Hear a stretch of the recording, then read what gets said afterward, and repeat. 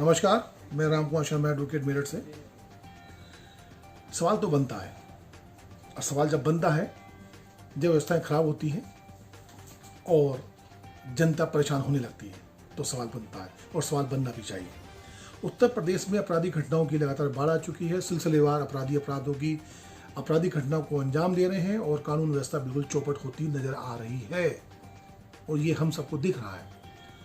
हमने भाजपा को, योगी जी को इसलिए चुना कि सपा बसपा के शासन से सब त्रस्त हो चुके थे, उनकी व्यवस्थाओं से, उनकी खामियों से, उनके भ्रष्टाचार से लोग परेशान थे, इसलिए हमने भाजपा को चुना।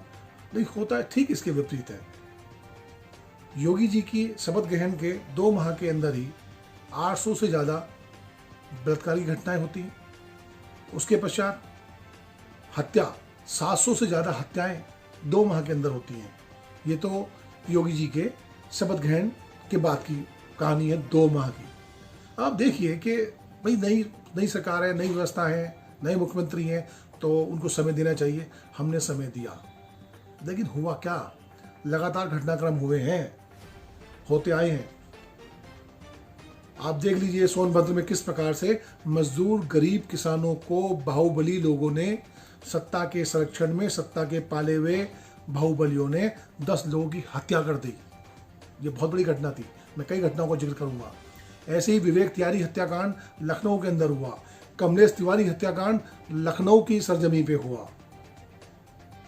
ये सब घटनाएं हैं। एक और कट्टरपंथी नेता थे बच्चन, उनको भी सिर में गोली मारकर लखनऊ के हजरतगंज इलाके में उनको मार दिया गया। संभल में घात लगा के बदमाशों ने 2 पुलिस वालों को मार दिया। बीजेपी के 2 विधायक और केंद्रीय मंत्री भी रहे, कुलदीप सेंगर और स्वामी चिन्मयानंद, इन्होंने बलात्कार घटनाओं को अंजाम दिया,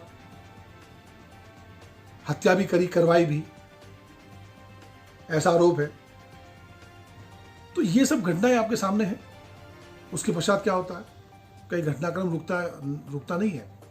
मुख्यमंत्री जी ने अपने अधिकारी को कहा कि या तो अपराधी अपराध छोड़ दें या प्रदेश छोड़ दें, वरना उनको छोड़कर दूसरे ऊपर जाना पड़ेगा। और क्लियर कट डायरेक्शंस पुलिस को दिए गए, शासन ने दिए। लेकिन इसके विपरीत क्या हुआ? क्या इसके अपराध और बढ़ गया, लगातार बढ़ गया। आप देखिए कि व्यवस्थाओं की खामियों के मारे अमेठी जिले की माँ बेटी जिनकी भूमि पर बाहुबलियों ने कब्जा कर लिया, उनकी सुनवाई नहीं होती, अधिकारी उनका चक्कर काटते हैं, वो जाके लखनऊ जाते हैं, वहाँ पे भी उनकी सुनवाई नहीं होती, तो आदमी क्या करेगा? मजबूर आदमी कहेगा ठीक है, मेरा जब मुझ पर है ही नहीं तो मैं जी के क्या करूँगा। वो आत्महत्या का प्रयास करते हैं। आज मरने की स्थिति है, मरनासन स्थिति है।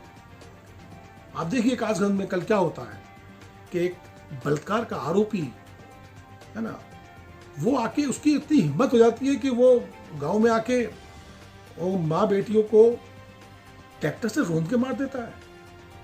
ये व्यवस्था है, ये खौफ है कानून का। विकास दुबे सत्ता के संरक्षण में पला बड़ा, अधिकारियों जिसको सपोर्ट किया हो, वो आदमी 8 पुलिस वालों की हत्या कर देता है।